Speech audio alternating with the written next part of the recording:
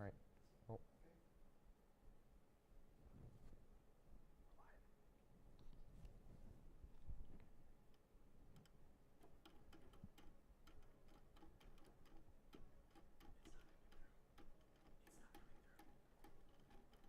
Okay, hold on. We were getting it before, but not now. I think the keyboard's muted. Is the keyboard? I'm not getting anything. We're on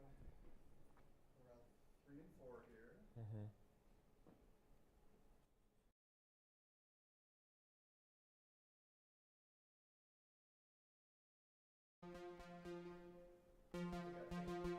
Nothing. I got it. It's working. Okay. What was it? I have no idea. Okay. Looks good. You're set. Here. No, just save it.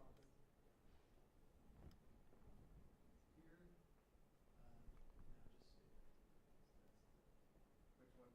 The graphics? Okay. Hello, I'm Jordan Possig, and welcome to Synth Reviews. Today I'm going to be talking about the Arturia Polybrute. The Polybrute is a 6-voice polyphonic synthesizer that can do morph synthesis, and it is analog and hybrid digital processing. Arturia is a Swedish company, and this is a keyboard that is a synthesizer. A synthesizer is a musical instrument that was developed in the 1960s. A synthesizer has an oscillator, a filter, an amplifier, and then effects. The oscillator generates a sine wave or any waveform that can be used as the basics of the sound. Then that gets transferred to a filter. That filter takes things out that we don't want, properties that just we don't want, or exaggerates certain other properties that we would want. Then it goes through an amplifier. Now the amplifier decides what the attack, decay, sustain, and release is. And that just basically means how long a sound plays, the duration, and if it holds out or it decays shortly. And then it goes to an effects module. And this gives the effect of reverb or delay or a chorus effect or a flanger effect or any other effects that are in the music industry. It also has a low-frequency oscillator. But however, a low-frequency oscillator isn't really needed for synthesis.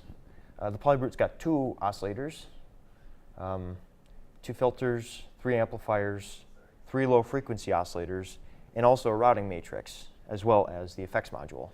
And the routing matrix also has a built-in sequencer in it. But to start on the oscillator can be tuned 26 steps up or down of whatever key you press. And for oscillator 1, that sounds like this.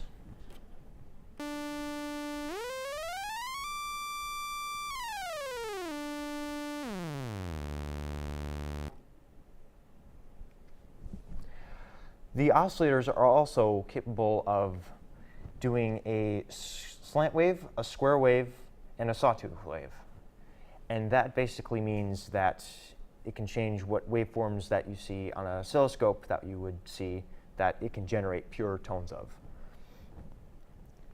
Oscillator 2 can be tuned a seventh down or up from whatever note that you press. Let's say you press in a G here, and then if you tune the oscillator down, it will go to a D. And so that sounds like this.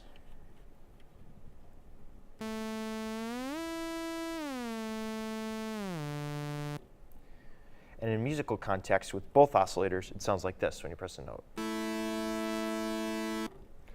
to get dissonance. With that as well, that it's not just the tuning. There's also a sub-oscillator, which means that it puts the low end to a sound. So that sounds like this.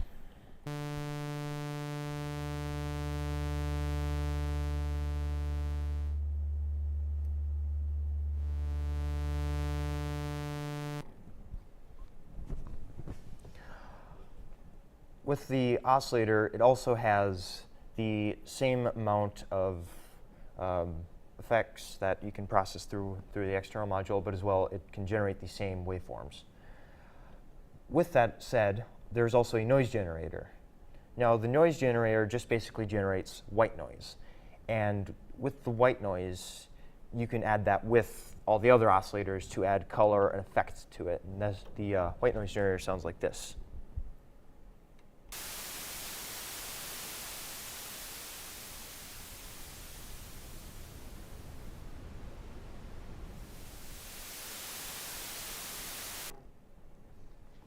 And that can be used through the filter. Now, to go on to the filters, there are two types of filters on this. There is a Steiner on the top here, that is the orange one, and then there is a ladder filter. And the ladder filter and the Steiner filter have very similar parameter controls on them. However, there is a difference between them, and it's not on the surface, it is what they're made of. The Steiner filter was manufactured by a man named Dennis P. Collin in the 1970s for a company called ARP. ARP made synthesizers like this one you see before you, and the other filter, the ladder filter, was designed by Bob Moog for Moog Synthesizers, another synthesizer company. The difference between the Steiner filter and the ladder filter is that the Steiner has less of a high-end register than the ladder filter. Let's just turn up the resonance on both filters. Just start off on the low ends. This is what they sound like.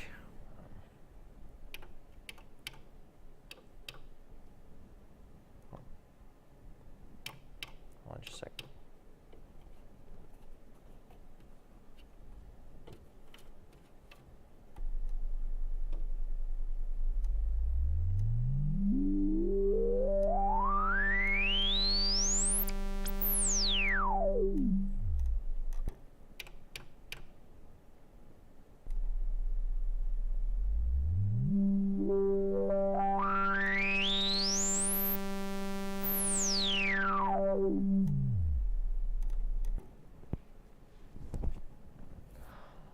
With that being said, the Steiner filter is still accepted even without the high-end resonance, is because ARP synthesizers are pretty famous in the industry, and the filter was widely used by many, many famous artists. And so Arturia managed to keep the Steiner filter in because it is a very wanted filter. And that leads us to the amplifier. Now, there are three different amplifiers. There is your standard envelope, which directs the attack, decay, sustain, and release, meaning of how long or short the sound you want from it. And then the other two can be routed as external effects to the filter, meaning it can open up the filter, the cutoff like I showed, that it tunes a higher frequency or a lower frequency that you can control with the envelopes, such as this top VCF envelope and then the modulation one. That takes us as well to the LFOs. Now, the LFOs, or known as a low-frequency oscillator, is like the oscillator, but it does not generate sound. It is a control unit that is used to, like the envelopes, but consistently control at a pulse or a signal path to control an effect like a filter or a tuning on an oscillator or anything else that you want. That the LFO can be used to modulate and shift it to where it can control the synthesizer. But it is not used for basic synthesis. It is just an expression. And so that leads us as well to the routing matrix. And the routing matrix can route things like the LFO, the envelope, with a modulation, as well as having a preset button here that you can just select your presets, and that is where you get your presets instead of needing to do menu diving or other things of that nature. However, the interesting about this routing matrix is that it has a built-in sequencer, a 16-step sequencer to be precise.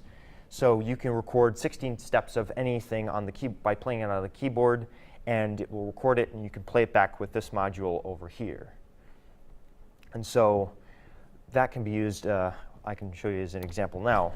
If I record just a small sequence, let me change presets first.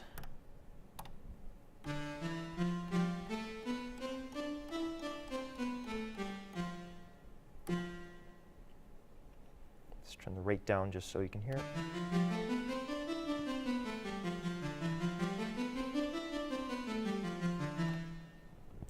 But also, you can also record chords on the keyboard as well. It doesn't just record individual notes. For example,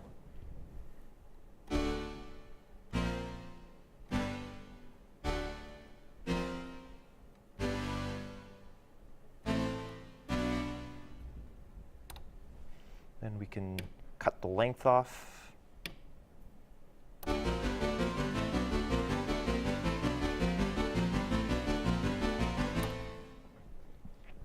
And you can use that to put different pieces together. Obviously, the sequencer is just on a loop and on a repeat, but however, in the synth world, that is quite normal for a small sequencer. And that leads us to the effects module.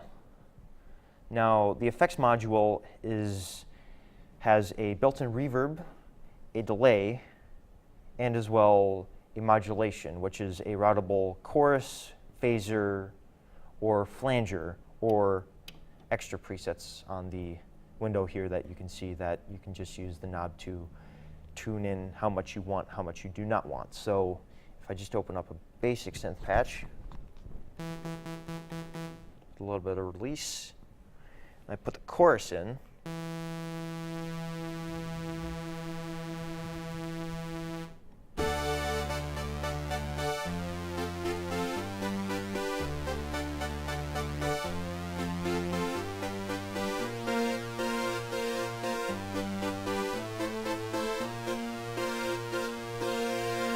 it's better when you add the second oscillator with the sub.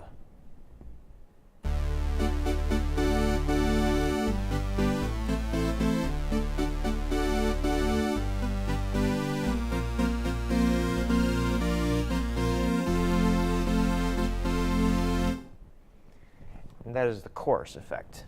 But as well, there's also a flanger effect as well. And the flanger sounds like this.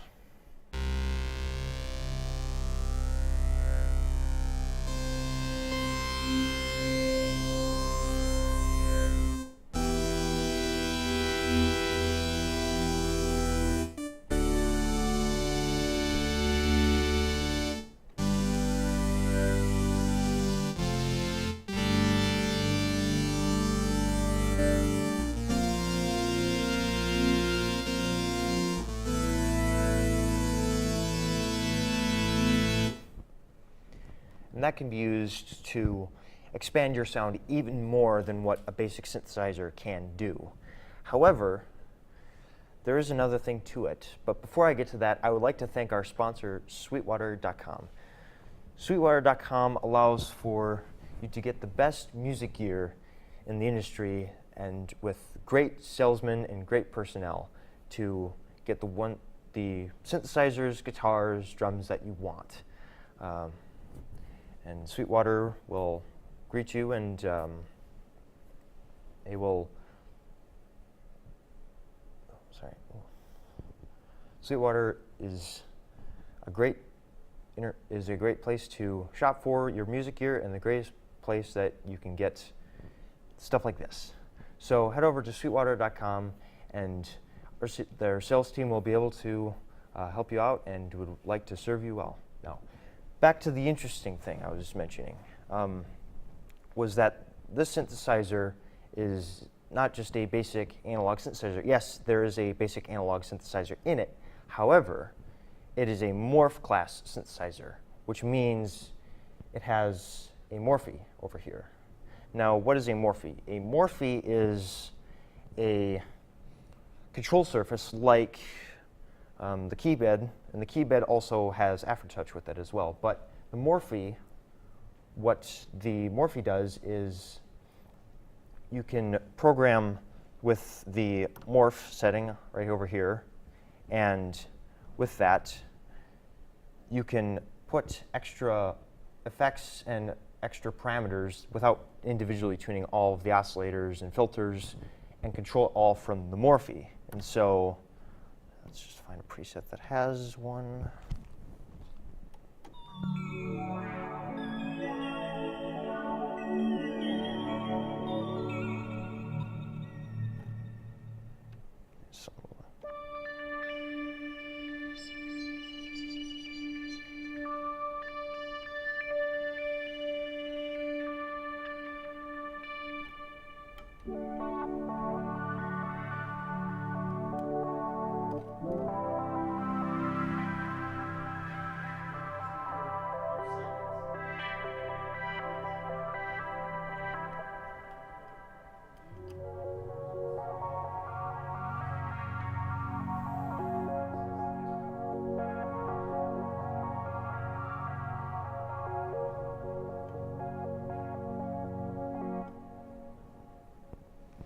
And with that expression, you can get more than just playing a keyboard or setting up a sound and getting something out of it. Yes, it still uses the basic synthesis to get that sound. However, to play it live, you don't have to worry about a patch loading or a synth effect on an express pedal that you route externally not working, that it's built in.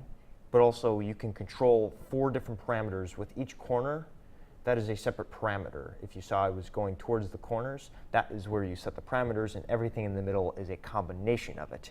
So with that expression, you can get a different variety of sound and still manage to be a keyboard and play simple stuff as well as very complicated stuff that you can't really do easily live. As well as the morphe, it also has a ribbon pad, which also can change pitch or other effects and modulation that you can use with through the routing matrix that you can use to program and mess with anything else in the synthesizer. So the Polybrute is an interesting synthesizer on that point. My personal thoughts on it would be, I like it. I really do like the synthesizer. It is a really good synthesizer. But however, the only drawbacks is that it is all only in one box, meaning I cannot route it to any other pieces of synthesizer gear through CV or gate. That is an old format that older synthesizers back in the 1960s and the 70s had used to route the simple oscillator to a filter. But in the modern era, we like to use it to route an already existing filter in a keyboard and route it to some other oscillator, or route an oscillator out here to some other filter to expand our palette of sound. But however, this keyboard does not have it, but it does make it up with the morphe. The morphe, I think, is its biggest benefit because the morphe allows for so much extra control, so much variety, even though it is only all in one package. But if you want something in one package that can perform live, that you don't have to go into deep menu diving or need to change a preset or let it load for fast, it boots up really fast, it is able to change on the fly really fast, and you can get middle ground sounds that you couldn't get with a standard analog synthesizer with the morphe and the routing capabilities of the synthesizer. But yes, I would say that if you're looking for a polyphonic synthesizer, it is a little bit costly, but if you're willing to spend the money on it, I think that definitely could be the synthesizer for you. So thank you for tuning in to Synth Reviews with Jordan Possig, and we hope to see you next week.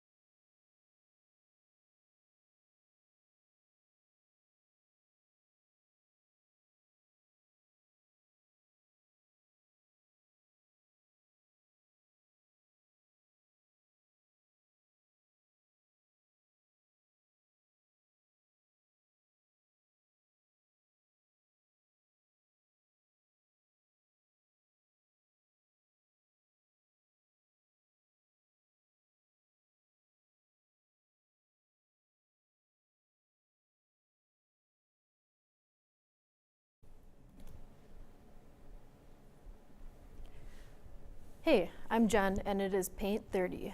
Today I have a small canvas prepped. It's just going to be an abstract to demonstrate alcohol ink. This is one that I did beforehand.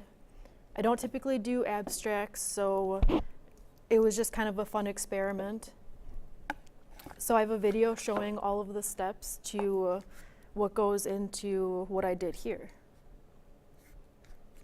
First, you have to gesso the canvas.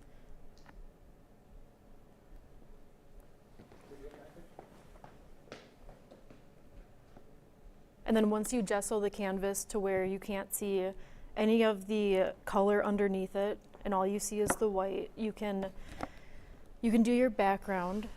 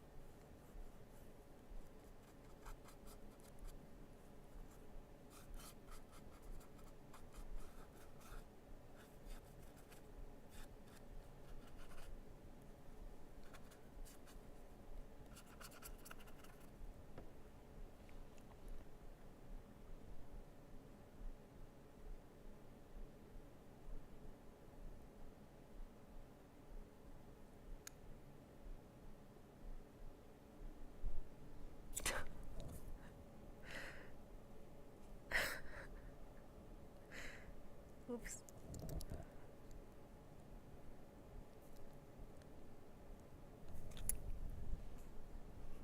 That wasn't supposed to be there.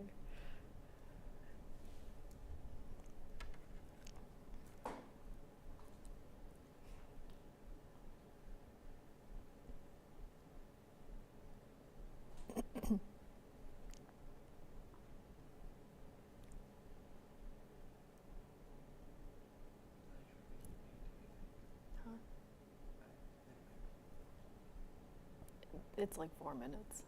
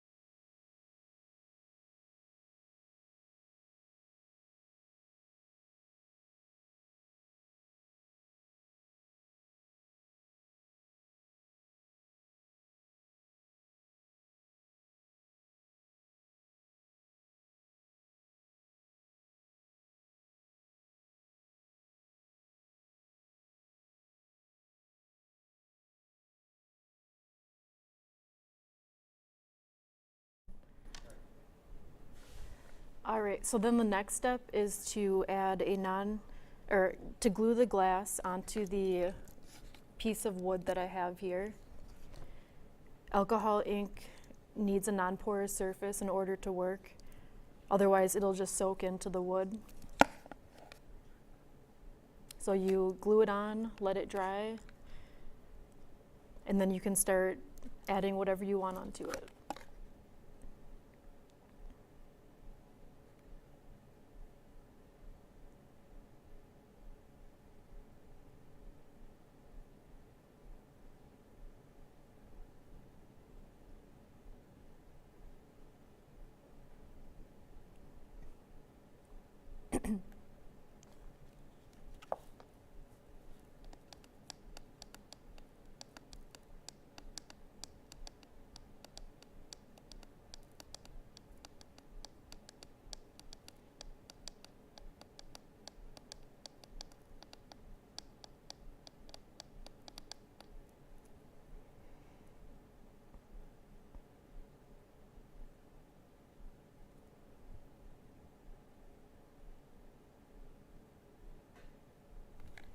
All right, so now a quick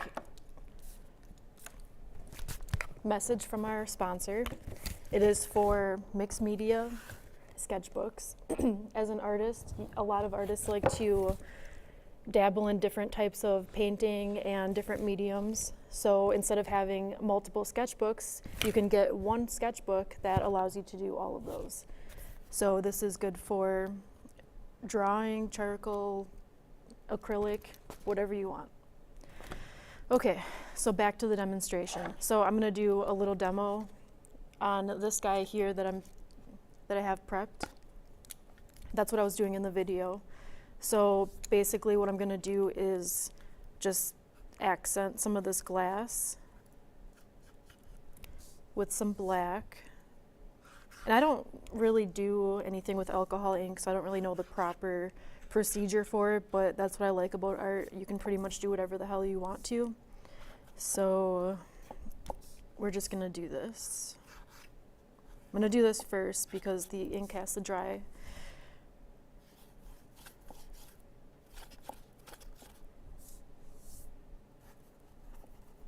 And the black is basically just adding a little bit of depth to it so that it pops out a little bit more.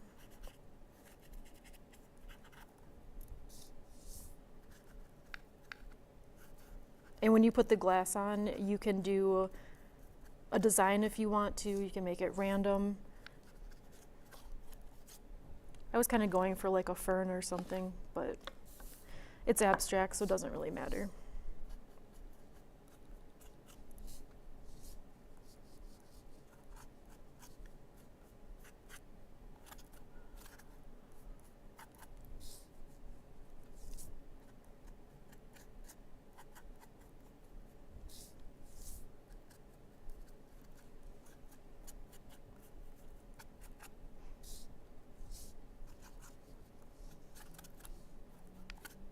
Okay, so, oops. So this is kind of painted a little bit. Now I'm gonna throw some alcohol ink on it. So I only have purple and I have green. So I'm gonna start with the purple and basically just kind of throw it on there. Move it around a little bit. And it's okay if it gets on the rest of the wood because it'll just make a cool effect for it.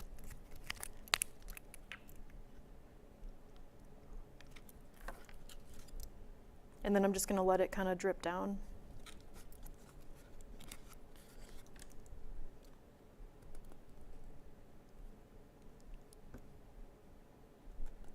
Yeah, I don't know. There it is. Yeah, don't forget to sign your work and have fun. Now you can create your own piece of art. Something easy, anybody can do it. And that's it. Thank you. I'll be back in 2 weeks.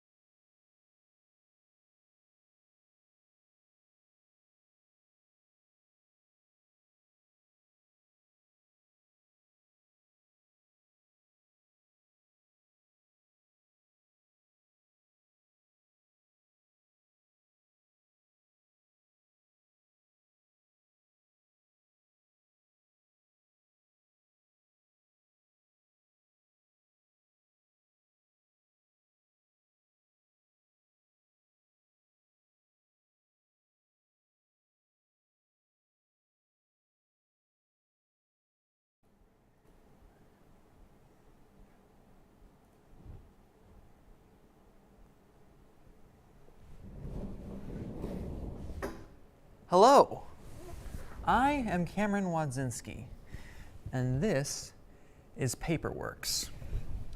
Now, you may be shocked to learn this, but what stands before me are not living animals, but, in fact, paper. I am not decapitating a cat right now. I am not killing a pigeon by tossing it to its death. Well, I just did, but it was paper, so it's not alive, therefore doesn't count. Now, you may be wondering, how can you make such lifelike images, lifelike replications through simple paper? Well, that's what I'm here to teach you. So let's begin by learning how to fold a bird. We'll begin with the origami bird. The only requirement is a square piece of paper. First, fold the paper evenly.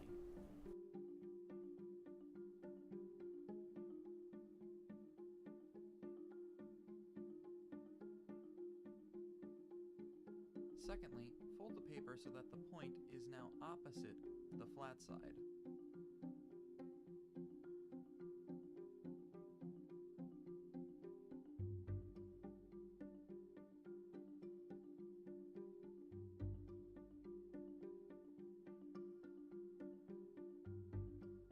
Third, pull the flap open.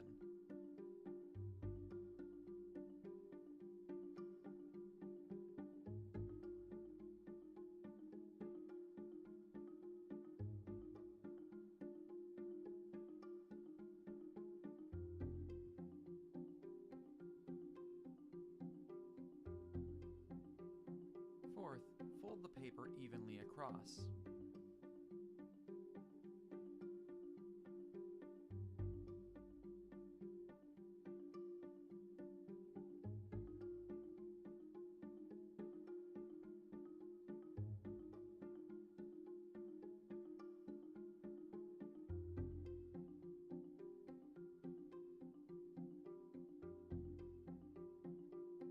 Fifth, pull each flap back as shown and ensure that they are parallel.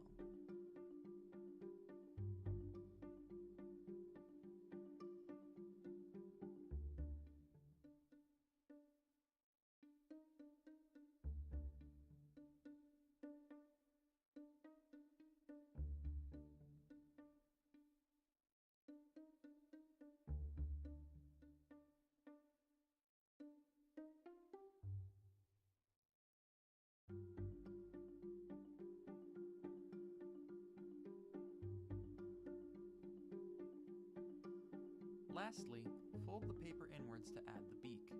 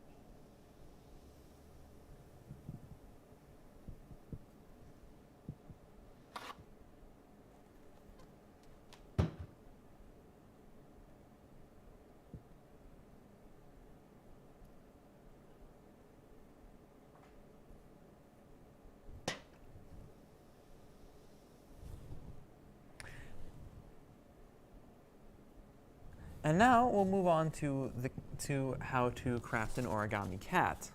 After that word from our sponsor, of course. Very special thanks to them. Next,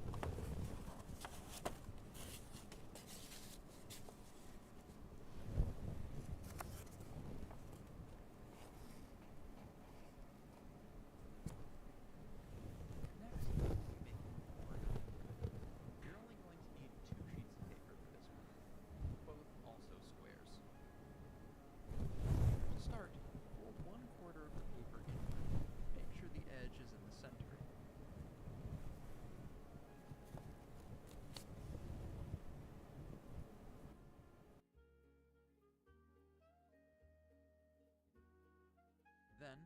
over once again. Take care not to fold over the flap underneath. Then, fold each edge of the paper in as seen. You should end up with a diamond shape.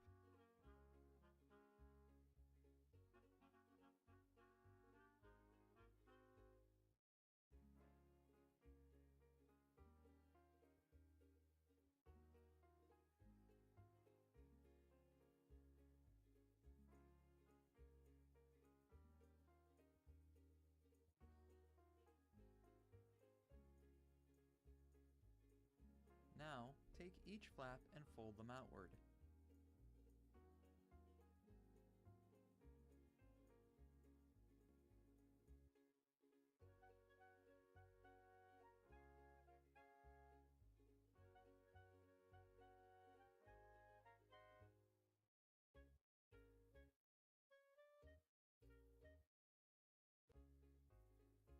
Now, fold the center flap in between the two larger flaps inward.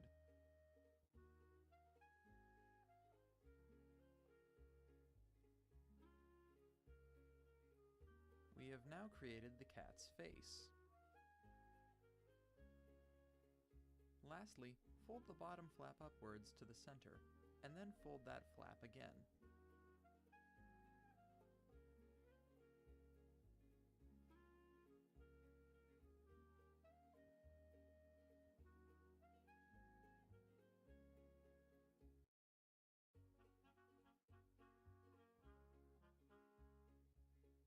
Now, take your second paper. Fold the right and left edges about 1/4 away from the bottom of the paper.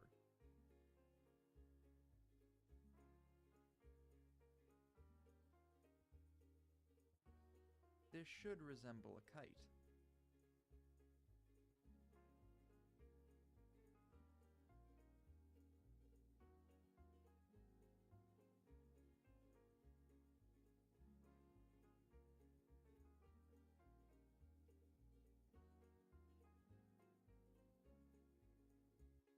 Then, fold the kite in two.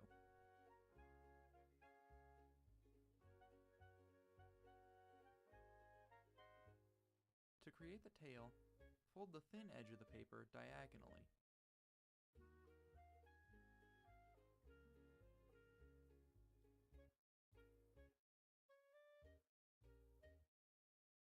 Then, fold it once again to create a 90-degree angle with the bottom of the paper.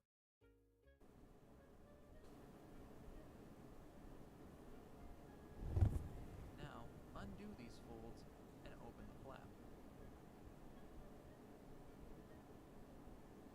If done correctly, you should have another shape resembling that of a kite. Fold the kite backwards and then close it.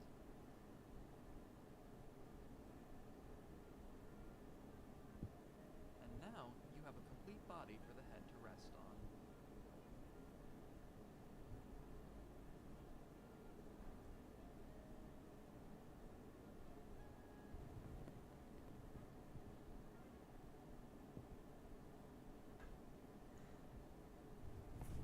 Oh, I didn't see you come back here. I was busy admiring this bird. Well, I hope you've learned a little more something about how the wonderful ways paper can be used to create things. I am Cameron Wadzinski, and this has been Paperworks.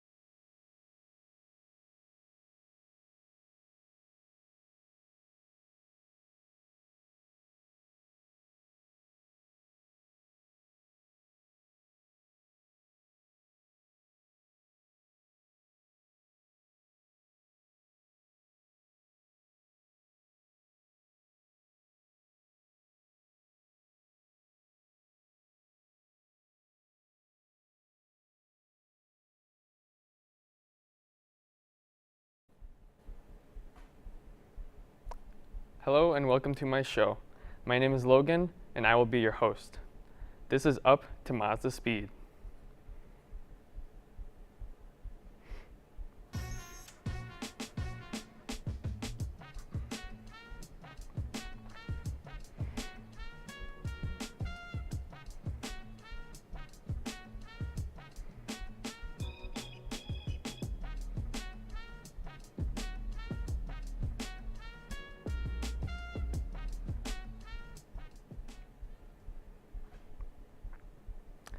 I hope you liked my little montage.